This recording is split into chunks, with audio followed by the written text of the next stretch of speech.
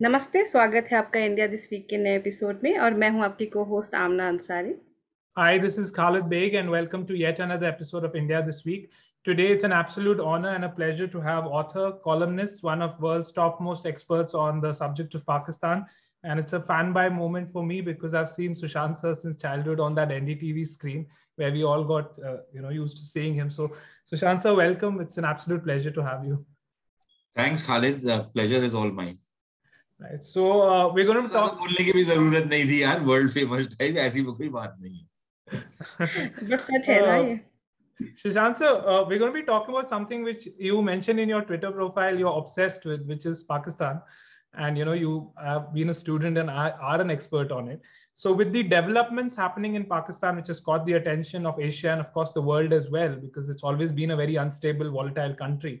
And we'll just brief our viewers about what exactly is happening. So the current Prime Minister, Imran Khan, faces a no confidence motion, which is that the opposition leader under Shehbaz Sharif says that Imran Khan no longer enjoys the majority within the Parliament of Pakistan. 342 seats, 171 is what is required, 172. They say he no longer has that because some of his own party leaders have withdrawn. Also, some of his top coalition parties like MQM and others have also withdrawn. And there is going to be a no confidence motion saying he can no longer run the country and he has to step down. So there is a lot of upheaval happening already in an unstable country. And Imran Khan has been addressing the country and has made a lot of appearances in which he claims, on the contrary, that this is because foreign forces want to destabilize him. He explicitly named America, saying that he dared to have a neutral foreign policy and an independent one, and hence he's paying the price for it. So Sushant sir, we want to understand from you that how should we as ordinary citizens look at these developments and wade through the narratives and counter narratives, and what exactly is happening on the ground? And the stage is yours. Yeah, what's happening on the ground is very clear that Imran Khan has run the country into the ground, and it's not functioning anymore. His 3.5 years has been a complete disaster on the economic front, on the foreign policy front, on the governance and administration front, and also on the political front. I think the cup of patience has run over now. And the opposition has managed to coalesce. The military has pulled the crutches on which Imran Khan's government was surviving. In a sense, what is happening is a very normal political process. In any normal democracy, this would happen as a normal political process. Yes, the government of the day will do many things to try and survive, but it will not put the security and the integrity of the country at stake like Imran Khan is doing. Imran Khan's narcissism and his megalomania has reached crazy levels. Like he actually needs psychiatric treatment, the way he is agitating things right now. Look, Khalid, we've had a no confidence motion carried out against Atal Bihari Vajpayee's government, right? We saw that it was a touch and go and the government fell by just one vote, which was a contentious vote of somebody who was already, I think he was the chief minister of Odisha when he had come out here and he had still not quit from the Lok Sabha, when he'd come out here and as chief minister of Odisha cast his vote, and that was the final deciding vote in a manner of speaking. And yet you saw the government fall. Heavens didn't fall, right? The government fell. The opposition could not form a government. You went into for fresh elections. That's how a normal democracy will work. But look what Imran Khan has done. He's lost the numbers. He doesn't have a majority in parliament anymore. And the ploy which he has used is not that I have been a dismal failure. I have been the epitome of incompetence and ineptness. So he's not talking about that. He has manufactured this controversy that, this was an international conspiracy. People were hatching a plot against me, which is utter nonsense, complete bullshit. Okay, because look, let me give you an example. It is like, for example, a Pakistani diplomat meets an Indian counterpart in the Indian Ministry of External Affairs. And they're having a conversation, which is obviously being recorded because you maintain the records of those conversations. And in the course of it, the Indian diplomat tells him, or the Indian Foreign Office official tells him that, look, I don't see how India and Pakistan can have any bilateral relationship as long as an abusive and vulgar, vile man like Imran Khan, who's constantly yelling out abuses against the Indian leadership, as long as he's there, there is no possibility of any kind of a bilateral relationship. If, for example, he is no longer in power, then maybe, yes, we can consider restarting, some kind of a bilateral relationship. But until he's there, sorry, we can't. And this is a normal conversation which happens between diplomats. This is why diplomats go to each other's countries, right? Now, the Pakistani diplomat says that, look, he sends a report back home and he says that this is what the Indians are saying. The political leadership in Pakistan says, but Indians are conspiring against us now. It's bizarre. It's crazy. It's stupid, right? And the people in, his cult in Pakistan has drummed up this whole controversy to show that actually he's being done down by, the evil West and all of these other fellows, these corrupt venal politicians who all joined hands against him. So they've tried to change the narrative. Basically, and on top of that, just today, he has been inciting a rebellion within the army. He has been inciting people to take to the streets and create disturbances on the streets. He has done everything to undermine Pakistan, which, frankly speaking, I hope he wins the vote of no confidence. Because I hope he stays on. Because जैसे जितनी ईंट से ईंट पाकिस्तान की ये बजाएगा ना, और हम किसी को भी कर ले, हम कुछ भी कर ले, हम नहीं कर सकते. Even the full might of the Indian army cannot achieve what Imran Khan single-handedly has managed to achieve. So I really wish he was to win the vote of no confidence tomorrow. But unfortunately for India, he's going to lose it. And then he plans to take to the streets and, drum up support and live to fight another day. Although I find that difficult, at least politically, because the kind of stuff he and his cult have said and the way they have opened a front against the army, I suspect he is going to be neutered. I'm using the word neutered and not neutralized advisedly.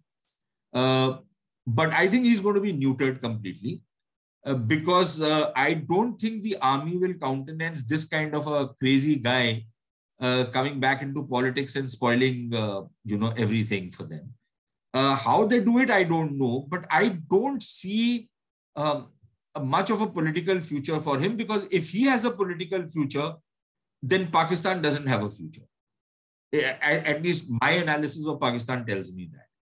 But let's see, it's an unpredictable country. Anything can happen. But let's see how things work out. But it's a very interesting company. I'm telling you, trust me, it's much better than watching IPL.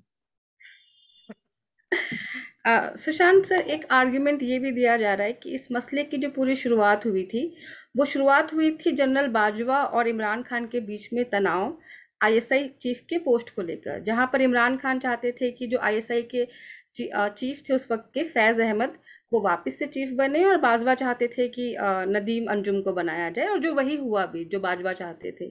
तो इस argument में कितना merit है आपके हिसाब से? Merit है, क्योंकि देखिए, ये जिसे बोलते हैं ना टिपिंग पॉइंट, ये टिपिंग पॉइंट था. ये, या जिसे बोलते हैं कि वो last straw on the camel's back. इसके बाद ये स्पष्ट हो गया था कि अब ये इसके साथ निभा नहीं है. लेकिन इससे पहले जो लगभग 3-3.25 साल ये सत्ता में था, उस दौरान जैसे मैंने आपसे शुरू में कहा कि इसने अर्थव्यवस्था का भट्टा बिठा दिया. इसने राजनीतिक तौर पर जिस तरीके से अपने जो राजनीतिक विरोधी थे उनको इसने जेलों में डाला, उनके खिलाफ गलत छलत केस बनाए, उनके साथ गाली गलौज की, और यहां तक कि ऑपोजिशन और सरकार, किसी भी देश में ऑपोजिशन और सरकार के बीच में एक समन्वय होता है, उसको मिलजुल कर आगे बढ़ना पड़ता है ताकि चीजें आगे बढ़ते रहे. अब अपनी तरफ विरोध अपनी जगह है राजनीतिक विरोध, लेकिन आपको आगे भी बढ़ना होता है। टोटल लैक ऑफ कम्युनिकेशन हो गया था जो राजनीतिक विरोधी थे। दूसरी चीज, तीसरी चीज कि जिस तरीके से सरकार का तंत्र चला रहे थे ये, उसमें गवर्नेंस तो टोटली फ्लॉप हो गई थी। एडमिनिस्ट्रेशन नाम की कोई चीज नहीं बची थी। आप किसी भी अधिकारी की 3 से 4 से 5 महीने से ज्यादा अवधि नहीं होती थी, उसके बाद उसका तबादला हो जाता था। और तबादला भी जो इनकी पत्नी है और उनका जो परिवार था, या उनके जो बच्चे हैं, या उनके जो पहले पति हैं, जो पाकिस्तान में जो खबरें चलती हैं उसमें ये था कि वो झका के पैसा ले रहे थे तबादलों के लिए, और ओवरनाइट बिलियनियर्स बन गए हैं वो। तो ये सारी चीजें चलते जा रही थी। साथ ही में इसकी अपनी इनसिक्योरिटी इतनी थी कि 2 कंप्लीट नॉन एंटिटीज को पंजाब में और खैबर पख्तूनख्वा प्रांत में मुख्यमंत्री बना दिया। ऐसे लोग जिनके बारे में किसी को पता ही नहीं था। तो फौज इनको कई बारी सलाह मशवरा दे रही थी कि भाई आप ऐसे मत करिए, इनको बदल दीजिए, गवर्नेंस नाम की कोई चीज नहीं है, लेकिन ये मान नहीं रहे थे। तो एक प्रॉब्लम चलते आ रहा था, लेकिन फिर भी फौज इनका समर्थन करते जा रही थी। अब विदेश नीति में भी इन्होंने बैंड बजा दिया पाकिस्तान का। सऊदी अरेबिया, जिनसे इनकी बड़ी एक नजदीकी रिश्ता था, उनके साथ इन्होंने आंखें दिखाई कि अगर आप हमारा समर्थन नहीं करेंगे तो फिर हम एक नया ब्लॉक बनाएंगे। बड़ी डींगे मारी थी इन्होंने। फिर सडनली फूंक निकल गई जब सऊदियों ने बोला कि ठीक है फिर हमारे पैसे वापस कर दो। अच्छा, अब इनको आदत यह है कि कर्जा लेना है। वो मेरे ख्याल गालिब का शेर है कि पीते थे मैं कर्ज की और समझते थे कि बहुत फाका मस्ती लेके आएगी। I don't remember the exact one, लेकिन इनका वो कर्जा लेते हैं ये समझ गए कि हमारी आमदनी है, कर्जे को कर्जे की तरह नहीं लेते। तो और जब सऊदियों ने पैसे अपने मांगने शुरू किए वापस, तो इनको ये लगा अरे सऊदी तो बड़े गंदे लोग हैं, अपने पैसे वापस मांग रहे हैं हमसे। तो ये सारे हालात शुरू हो गए थे। अच्छा, वहां पर अमीराती जो थे उनको भी इनके साथ कोफ्तानी शुरू हो गई। पश्चिमी देशों के खिलाफ इन्होंने एक मोर्चा खोल दिया था, जिनसे आप इतनी तिजारत करते हैं, जिनके साथ आपको पैसे का लेन देन है, फाइनेंशियल सिस्टम जो लोग कंट्रोल कर रहे हैं, उनको आप बेफिजूल में आंखें दिखा रहे हैं। फिर इनके जिस तरीके के बयान आते थे कि तालिबान जो है उन्होंने तो आजादी ले ली है और उन्होंने शैकल्स ऑफ स्लेवरी को तोड़ दिया, जंजीरें तोड़ दी हैं, इसकी गुलामों की जंजीरें तोड़ दी हैं। इस तरीके के बयान दाग रहे थे ये। ओसामा बिन लादेन जो है वो एक शहीद है। अब ऑब्वियसली ये चीजें दुनिया भर में जाती हैं और कोई इसको अच्छी नजर से नहीं देख रहा था। तो वहां पर भी खराबी हुई। चीन के साथ भी जो चाइना पाकिस्तान इकोनॉमिक कॉरिडोर था, वो वैसे ही इनके गले की घंटी बनी हुई है। वो ना वो घंटी बज रही थी, ना उसको ये उतार सक रहे थे, लेकिन उसमें भी कोई पेशरफ्त नहीं हो रही थी। तो ये तमाम चीजों ऑलरेडी चल रही थी जब इन्होंने फौज के साथ पंगा ले लिया। तो फिर उसके बाद तो फौज ने बोला कि भाई ठीक है आप कर लीजिए, होगा वही जो हम चाहते हैं। हम कोई सत्ता परिवर्तन जबरदस्ती नहीं करेंगे, लेकिन अब हम आपका समर्थन भी नहीं करेंगे। अब आप अपने पैरों पे खड़े हुई। और ये अपने पैरों पे खड़े होने के लायक नहीं थे। तो जो अब हुआ, ये होना था, उसमें देर इसलिए लग गई कि आगे की जो रोड मैप है वो अभी तक पूरी तरीके से क्लियर नहीं है। वो शायद अगले चंद दिनों में हो जाएगा क्लियर। आई एम अज्यूमिंग कि ये हार जाएंगे कल। मेरी मेरी भगवान से दुआ तो ये है कि ये जीत जाए, क्योंकि फिर उसके बाद जो पाकिस्तान के साथ होगा उसके बाद हमारे को चिंता करने की जरूरत नहीं रहेगी। लेकिन मुझे लगता नहीं है कि ये जीतेंगे, क्योंकि जिस तरीके के हालात पैदा हो चुके हैं उसके बाद इनका सर्वाइवल इम्पॉसिबल है। सुशांत सर, आपने आर्मी की बात कही। अब जैसे आप कल कह रहे हैं और सारे टॉप एक्सपर्ट्स ये कह रहे हैं कि tomorrow he is going to go, he doesn't have the numbers, right? But if we were to see this historically, starting from the partition of India when Pakistan was carved out from 47 to now, not one of their prime minister has completed his tenure, whether that's the first prime minister Liaquat Ali Khan, and now whether that's going to be the current prime minister Imran Khan. Before that, Zulfikar Ali Bhutto, Benazir Ali Bhutto, and everyone, Nawaz Sharif. Now, this is a clear pattern. This is a clear fact that there is something problematic there, right? And also, there's an old age saying that every country has an army. In case of Pakistan, army has a country. Doesn't all that also, in a way, get bolstered again? That ultimately, the army is still doing it. Earlier, they used to do it through coups, and now they're doing it through, influencing others. So it still is the country which ultimately runs. The democracy is overruled by them, right? That's a truism, Khalid, because look, the fact of the matter remains that the Pakistan army is the largest real estate company. It's the largest business conglomerate. It's the largest political and the most powerful political party. It's the largest of everything, right? So that description of Pakistan being an army with a country is quite correct. At the same time, I think we also have to recognize that the army remains very powerful. The army, can make and break governments, but its ability to both make and break governments is, I think, a little more pared down compared to what it used to be. Now the instruments have changed. Earlier it was direct intervention. वो अभी भी हो सकता है if for example, some political leader was to do something really stupid, which was Imran Khan was quite capable, and I think he was ultimately advised not to do something stupid, which was like change the army chief, something which Nawaz Sharif tried, or do something precipitate. Then direct intervention is not to be ruled out. But other than that, I think the tools have changed. In the 90s, they used to use a clause of the constitution, which is, for your Indian audiences, it'll be easy to understand. It was like imposing president's rule in a state. In the old days, that the center just had to issue an edict and the governor would send the government packing in a state and no questions were asked, right? You used Article 365 and 356 and said off with the head of the provincial government. Now, there are serious restrictions on being able to impose president's rule in the state. In Pakistan, that was happening at the federal level. So the president of the country could sack an elected government under a particular Article 58(2)(b), it used to be called, which had been introduced in the constitution by Ziaul Haq.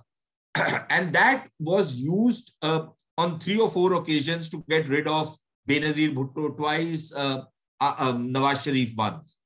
When that article got removed, you had to do a coup in 1999.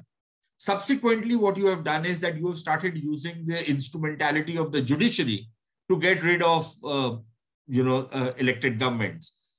So Yusuf Raza Gilani, for example, he had to quit because, the court passed a contempt of court, convicted him on contempt of court charges. Although it was only till the rising of the court, but he was still a convict, so he had to quit. The other, Nawaz Sharif was made to quit like that because he was found guilty in a corruption case when nothing has been proven against him. It was a completely fixed, he was booked on charges of corruption, but he was convicted and disqualified for not declaring income which he never took from his son. Can anything be more bizarre than that? Right. You got rid of the guy. This time around, what you have done is that, you pulled out the crutches. The parliament was tagged in a way that it is, it's not so difficult to get the numbers to get rid of Imran Khan. And I think that's the ploy which has been used. So the instrumentality has changed, which also means that, the ability of the army to change governments has pared down. But why are governments being sacked left, right, and center? It's partly because the army needs to establish its control. And when it feels that things are going out of hand, it feels it needs to intervene. That is one possible reason. The other reason is that very often, after 3.5 years, there's so much of pressure which has been built up into the system that sacking the government or sacking the prime minister becomes like a safety valve. So things keep moving forward. And there are a couple of other reasons, but by and large, yes, you're right. The track record is that no prime minister has ever completed a full term. And in fact, the first time that a parliament under a completely democratic dispensation completed a full term was actually in 2013. I wouldn't count the 2002 election parliament because it was done under the shadow of a military ruler. But 2013, 2008 to 2013 election assembly was the first time that an elected assembly finished its full term and did not go out by being sacked or under a coup, but was voted out of office. So I think that was a change which came. It's happened twice since then. But this time around, of course, this is technically a democratic exercise. It's a constitutional exercise. But, constitution in Pakistan is a much abused document. So the veneer is of constitutionality, but I think the reality is slightly more complicated. Sushant sir, अभी आपने कहा कि आपके हिसाब से इमरान खान जाने वाले हैं, तो इमरान खान के जाने के बाद जो ऑलरेडी अनस्टेबल नेशन है वहाँ पे अनिश्चितता और बढ़ जाएगी। ऐसे में हिंदुस्तान का क्या रिस्पॉन्स होना चाहिए एज ए नेबर कंट्री या फिर एज ए एनिमी नेशन? यार आमना, मेरा मानना यह है, हिंदुस्तान को तमाशा देखना चाहिए, मजा लेना चाहिए। पाकिस्तान में जो हो रहा है, हमारे को क्या फर्क पड़ता है? देखिए ना, पाकिस्तान में अस्थिरता होती है, वो अपने ही मुद्दों के अंदर उलझे होते हैं, तो उनकी जो क्षमता है भारत में छेड़ाखानी करने की या हस्तक्षेप करने की या अमल दखल करने की, वो काफी हद तक लिमिट हो जाती है, क्योंकि वो अपने मुद्दों में इतने फंसे होते हैं। तो मैं तो उनमें से नहीं हूं जो मानता है कि भाई पाकिस्तान में स्थिरता हो तो भारत के लिए अच्छा है। मैं तो मानता हूं कि पाकिस्तान में अस्थिरता हो तो भारत के लिए बेहतर है। और अगर वो वाला माहौल अभी बन रहा है कि वो सिर्फ राजनीतिक अस्थिरता नहीं, अगले चंद महीनों में आप देखिएगा कि एक बहुत स्ट्रॉन्ग पॉसिबिलिटी है कि बहुत मेजर आर्थिक अस्थिरता भी फैलेगी, समथिंग लाइक जो श्रीलंका में आज हम देख रहे हैं या जो बाकी लेबनान में पहले हो चुका है। तो इस तरीके के हालात बन रहे हैं पाकिस्तान में। तो मैं तो मानता हूं कि बड़ा अच्छा है भारत के लिए, एक बात। दूसरी बात यह कि पाकिस्तान के अंदर चेहरे बदल जाते हैं, उससे कोई फर्क नहीं पड़ता, क्योंकि नीतियां तो वही रहती हैं सरकारों की। ये तो नहीं है कि अगर कल को इमरान खान चले गए और शहबाज शरीफ आ गए या चुनाव हो गए और चुनाव के बाद कोई और आ गया सत्ता में, तो पाकिस्तान का जो रवैया है या पाकिस्तान की जो नीयत है या पाकिस्तान की जो नीति है भारत की तरफ, उसमें कोई बहुत बड़ा बदलाव आएगा। ऐसा तो मुझे नजर नहीं आ रहा। और अगर वो नहीं होगा तो हमको क्या फर्क पड़ता है कि कौन सा चेहरा है। सिर्फ इतना जरूर है कि जिस तरीके की गालम गलौज ये करता था इमरान खान, शहबाज शरीफ शायद वो नहीं करेंगे। थोड़े से सभ्य आदमी है वो, ये तो बिल्कुल ही गली के गुंडे के टाइप की बातें करता था ना, मतलब जिस तरीके की शब्दावली का इस्तेमाल करता था। तो मेरे ख्याल एक तो वो फर्क पड़ जाएगा थोड़ा बहुत, उससे थोड़ा सा शायद राजनीतिक लेवल पर कोई एंगेजमेंट वगैरह शुरू हो जाएगी। लेकिन जैसे मैंने पहले कहा कि कोई सब्सटैंटिव चेंज या कोई बिल्कुल जिसे आप कहेंगे कि कोई बुनियादी तब्दीली आ रही है भारत और पाकिस्तान के रिश्तों में, वो मुझे नजर नहीं आ रही। ये जरूर शायद होगा, और इसका तो मैं काफी हद तक एक्सपेक्ट कर रहा हूं, क्योंकि पाकिस्तान के हालात इतने खराब हैं कि वो कुछ ना कुछ पेशकश करेंगे भारत के साथ रिश्ते बेहतर करने की। और जिस तरीके का भारत का गंदा रिकॉर्ड रहा है, हम भी उसमें बड़े खुश हो जाएंगे, हम भी बुगले में जाएंगे कि यार बड़ा अच्छा है, अब वापस हम लोग मित्रता की तरफ बढ़ेंगे। वो कि अभी इतनी बारी कर चुके हैं, मैं तो तंग हो चुका हूँ, लेकिन हम दोबारा से वही करेंगे, क्योंकि हम भी जो वो जिसे बोलते हैं ना, वो कुत्ते की पूंछ टेढ़ी की टेढ़ी रहती है कि हम भी सीधे कभी नहीं होते, तो हम भी वही हिमाकत करेंगे, दोबारा से जाएंगे, हाँ हाँ हम तो भाई भाई हैं वगैरह वगैरह, वो सब हम नाटक शुरू करेंगे अपना। और वो बहुत बड़ी गलती होगी। बेहतर ये रहेगा कि अगर कोई इस तरीके की पेशकश भी होती है पाकिस्तान से, तो हम कुछ सिर्फ ये नहीं कि उनकी तरफ से कोई बड़े अच्छी शब्दावली का इस्तेमाल हो रहा है तो हम बिल्कुल ही बिछ जाए उनके सामने। ऐसा नहीं करना चाहिए जैसे हम पहले करते हैं।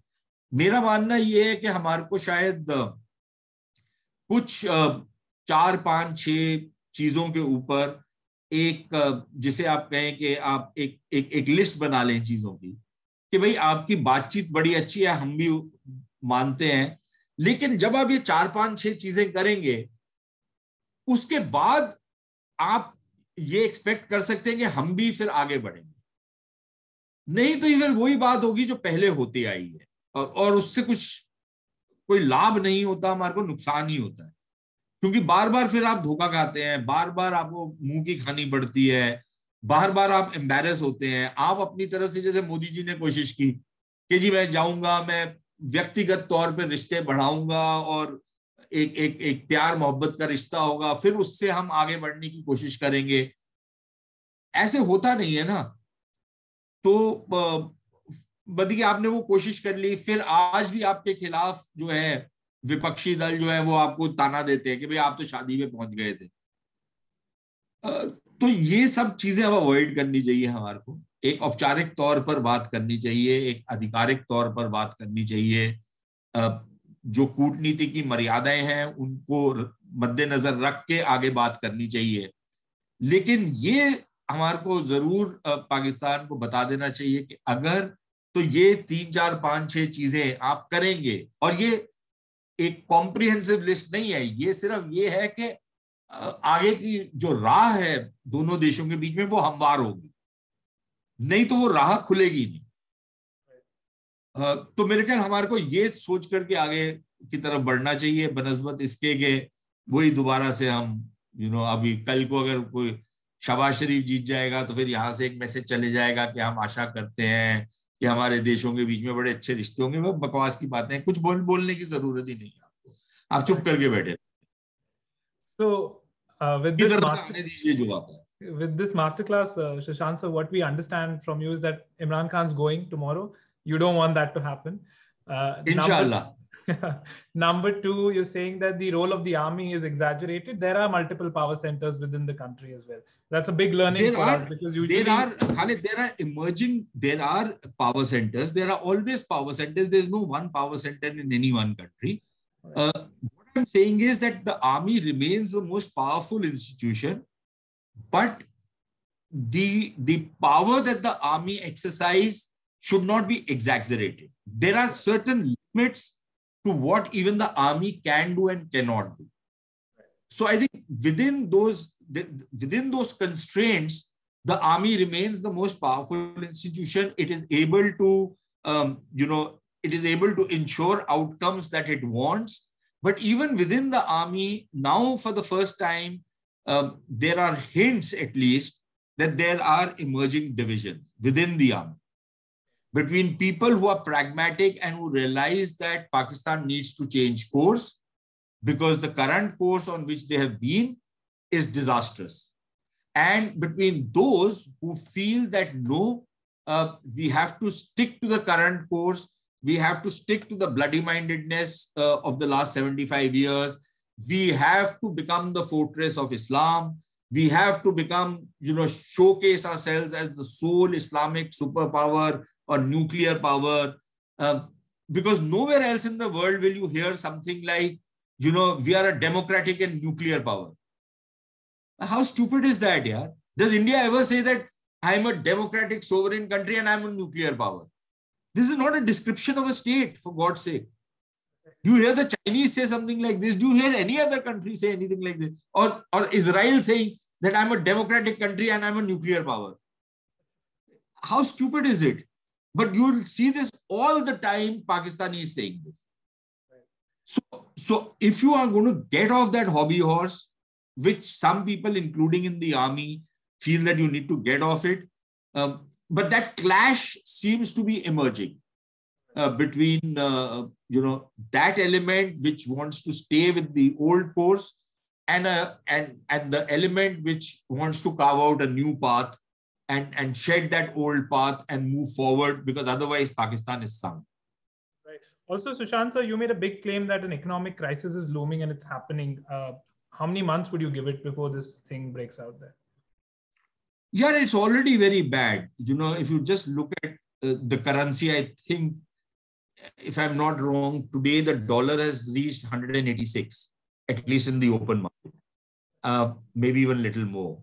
I think it is 185 something official rate, the interbank rate. So the dollar is, they have something like 20 to 30 billion dollars, which they have to pay to the international, debtors. Their foreign exchange requirements are that much for the next fiscal. So where is the money going to come from? Their financial situation is already very precarious, because whatever revenue the government earns, the federal government, I don't want to get into the details, but what is left with the federal government at the beginning of the year is consumed by debt servicing and by not even the whole of defense, about 60 to 70% of the defense expenditure. So even about 30 to 40% of the defense expenditure is now met from taking new loans, which means that your entire developmental activity, your entire running of the government and everything else is financed by debt. And the more debt you take, the more your debt servicing burden increases. So you are basically more or less already caught in a debt trap situation. Okay, you are taking more loans to pay off old loans. The terms at which loans are available are constantly turning adverse. Even the countries which have been giving you money are now, pulling back a bit, because they are afraid that they will lose everything. The Chinese are already realizing that their investments are turning bad, because a lot of the payments are not coming through. And all of this is likely to come to an head, at least according to some estimates, by the time the next budget has to be presented, which is in May or June. So there is that crisis coming. If it does not come right now, it will come another 3-4 months from now, and which means that Pakistan is likely to go with a begging bowl once again to the rest of the world for a bailout. Bailouts will not come easy, because already Imran Khan, to survive, has violated some of the commitments given to the IMF. So the IMF has turned the screws like never before. I don't know whether they will still do it under a new dispensation or will give them some relaxation. But even if they give a relaxation, it does not, the kind of reform which Pakistan needs is going to be extremely painful, and it is not going to happen in 1 or 2 years. It will take at least 5 to 10 years to reform the basic structural problems of the economy. That's a damn tall order. So you're looking at that crisis already emerging. You are looking at a polity which is disturbed. You are looking at a neighborhood which is not secure.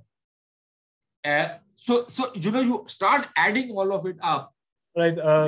I think that's been a great, masterclass of understanding the politics around Pakistan from a very realistic, practical perspective, without all the virtue signaling, rhetoric, and understanding. So thank you so much. Thanks a lot for educating us and thousands. My pleasure. Yeah. My pleasure with you much. And tomorrow will be an interesting day. Thank you, everyone. Bye-bye. I'm hoping. Look, Pakistan is a damn interesting country. Okay, there's never a dull moment. If you study Pakistan, you'll never get bored. There's always happening, and it's always very, it's pulsating whatever happens out there. But tomorrow is yet another one of those, episodes, those climactic episodes which is going to take place. So I'm looking forward. Right. All right. I'm sure everyone tomorrow will be glued in this way. Thank you.